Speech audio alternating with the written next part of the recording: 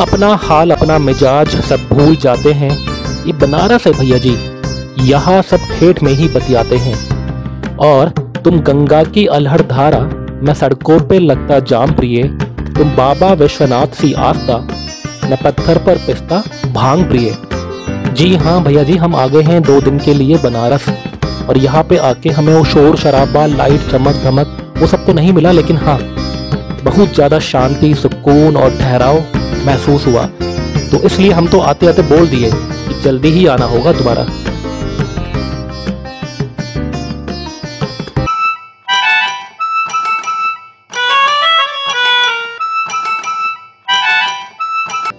Smile बोलना भी तो है, स्माइल सबको। 1 2 3 स्माइल। बजेगा बजेगा, इनका बजा।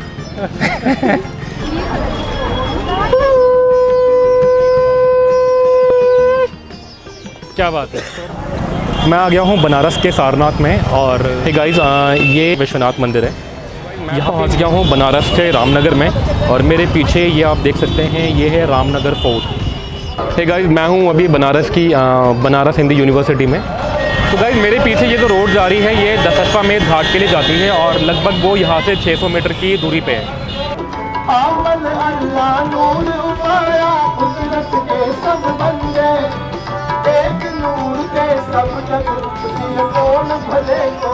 हे गाइस, व्हाट्स अप।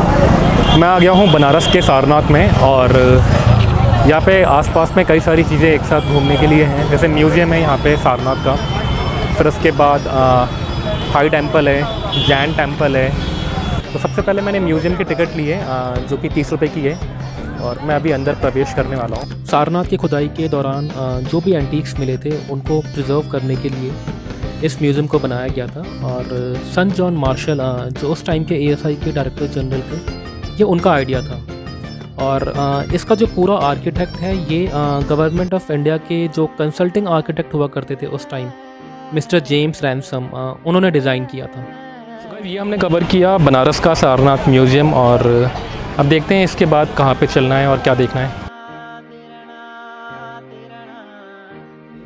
धमेक स्तूप का निर्माण 500 ईस्वी में सम्राट अशोक द्वारा 249 ईसा पूर्व में बनाए गए एक स्तूप व अन्य कई स्मारकों के स्थान पर किया गया था। दरअसल सम्राट अशोक ने अपने शासनकाल में कई स्तूप बनवाए थे। इन स्तूपों में गौतम बुद्ध से जुड़ी निशानियां रखी गई थी। और यहाँ पास में ही एक अशोक स्तंभ भी है। ऐसा माना जाता है कि इस डियर पार्क में स्थित धमेक स्तूप ही वह जगह है जहाँ भगवान बुद्ध ने ज्ञान की प्राप्ति के बाद अपने शिष्यों को पहला उपदेश दिया था। यहीं पर उन्होंने आर्य अष्टांग मार्ग की अवधारणा को बतलाया था, जिस पर चलकर व्यक्ति मोक्ष की प्राप्ति कर सकता है। इस स्तूप को 6 बार बड़ा किया गया और इसके बावजूद भी इसका ऊपरी हिस्सा अधूरा है। सो गाइस, मैं अभी बना रही जाए। सबसे पहले तो आप मुझे अपना नाम बताइए। नितिन वर्मा नाम है मेरा। तो इस स्तूप के बारे में बताएंगे थोड़ा सा आप, नितिन भाई? जी बिल्कुल। जैसे स्तूप है, स्तूप का सबसे पहले इस शब्द का उपयोग सबसे पहले ऋग्वेद में हुआ। और उसके बाद ऋग्वेद में कैसे हुआ कि जैसे अग्नि जलती है, अग्नि ऊपर की ओर एक वितान टाइप में होती है। जैसे आप बरगद का पेड़ देखेंगे, वो चारों तरफ फैलता है, वितान टाइप में होता है, वैसे ही तो उसे स्तूप कहा गया। उसके बाद गौतम बुद्ध में थोड़ा सा मॉडिफाई हो गया।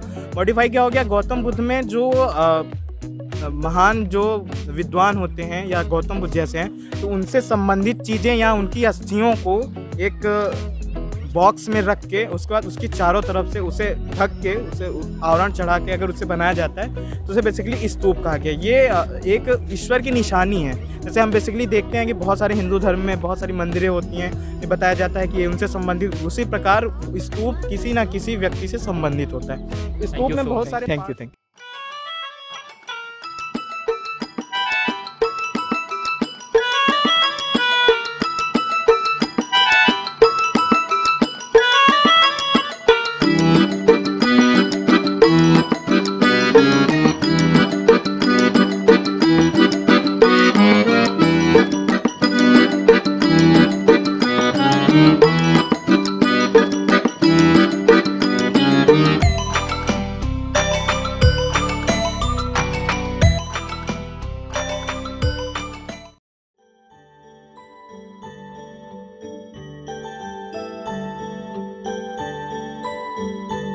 यह सारनाथ का थाई मंदिर है और इसका निर्माण एक थाई समुदाय ने करवाया था।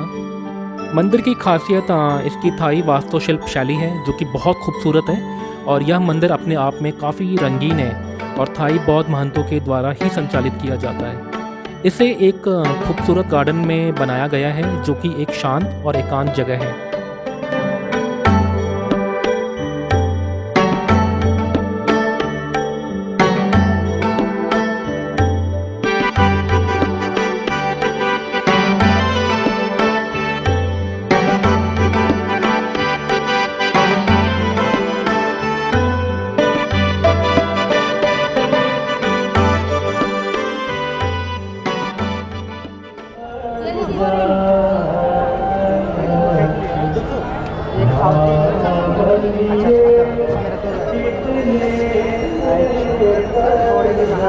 गंगा जी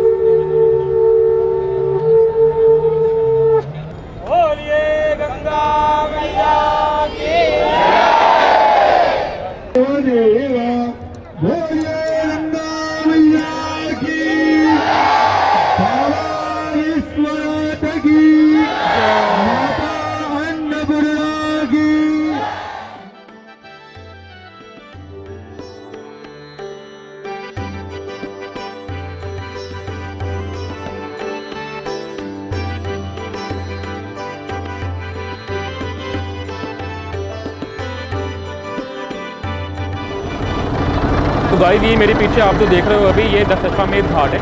मैंने ये बोट अस्सी घाट से ली थी जहाँ पे मैंने आरती देखी थी शाम को, और ये यहाँ तक आती है दशाश्वमेध घाट तक सारे घाट को दिखाते हुए, और फिर यहाँ से ये लोग यूटर्न लेते हैं और फिर दोबारा वहीं पे छोड़ते हैं अस्सी घाट पे।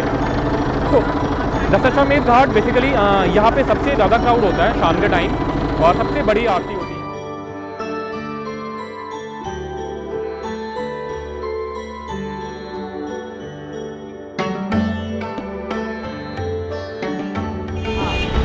महाराज बनारस से जमीन आ गए थे यूनिवर्सिटी खोलने के लिए।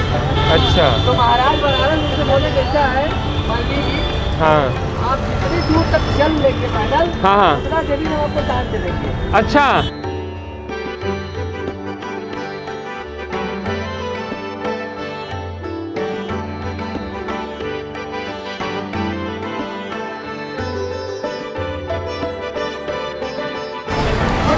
हे गाइस, ये बनारस हिंदू यूनिवर्सिटी जो कैंपस है उसके अंदर का विश्वनाथ मंदिर है। यहाँ पे मेन विश्वनाथ मंदिर दूसरा है, बिल्कुल उसकी तरह ही इस मंदिर को भी बनाया गया है।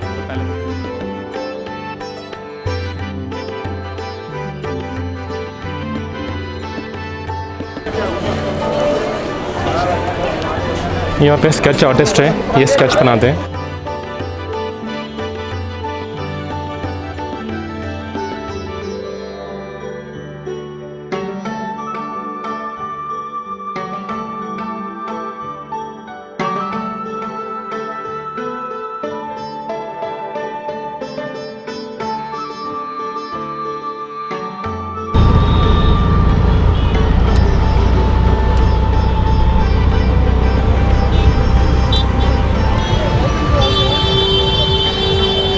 पहुंच गया हूं बनारस के रामनगर में, और मेरे पीछे ये आप देख सकते हैं ये है रामनगर फोर्ट।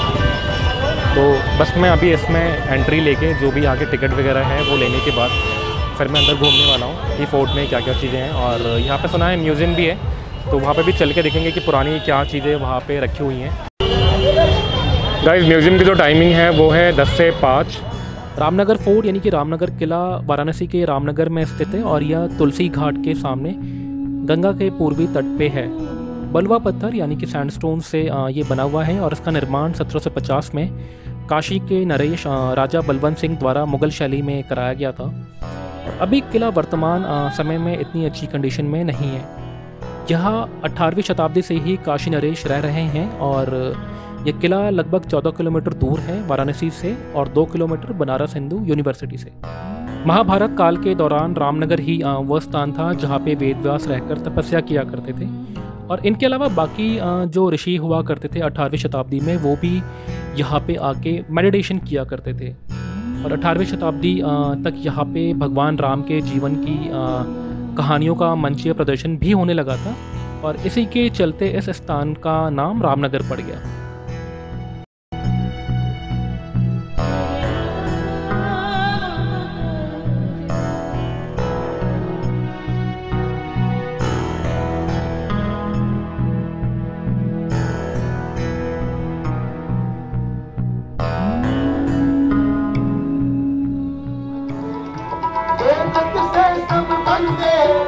कुदरत के सब बंदे, कुदरत के सब बंदे, कुदरत के सब बंदे, अव्वल अल्लाह नूर पाया, अव्वल अल्लाह नूर पाया, अव्वल अल्लाह नूर पाया।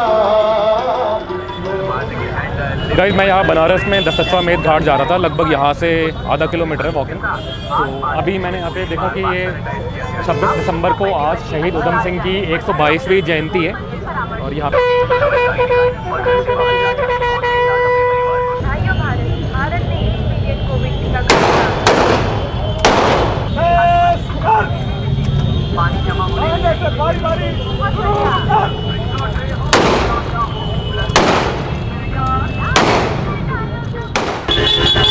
गाइस मेरे पीछे जो रोड जा रही है ये सीधा दशाश्वमेध घाट के लिए जाती है। दशाश्वमेध घाट पे जो आरती होती है वो सबसे बड़ी आरती होती है, और सबसे ज़्यादा क्राउड की गैदरिंग भी यहीं पे होती है, इसलिए यहाँ पे इतनी भीड़ होती है। और आप देख सकते हैं इस रास्ते को बंद कर दिया गया है, केवल 2 व्हीलर्स को अलाउ कर रहे हैं, ये बाकी 4 व्हीलर्स अलाउ नहीं है। तो मेरे ऑटो वाले ने भी मुझे यहीं पर छोड़ दिया और मैं अभी वॉक करने वाला हूँ।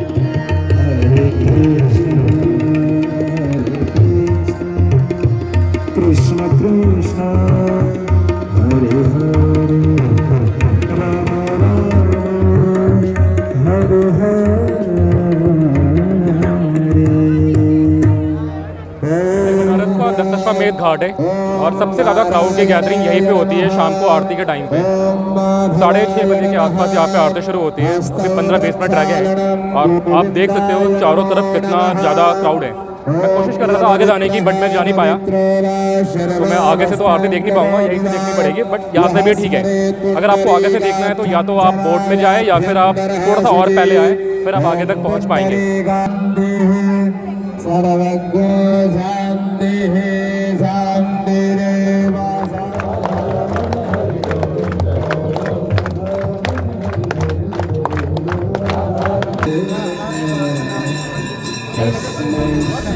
तो भैया जी ये था बनारस जो हमने 2 दिनों में देखा और आपको भी दिखाने की कोशिश करी। उम्मीद करते हैं कि आपको पसंद आया होगा।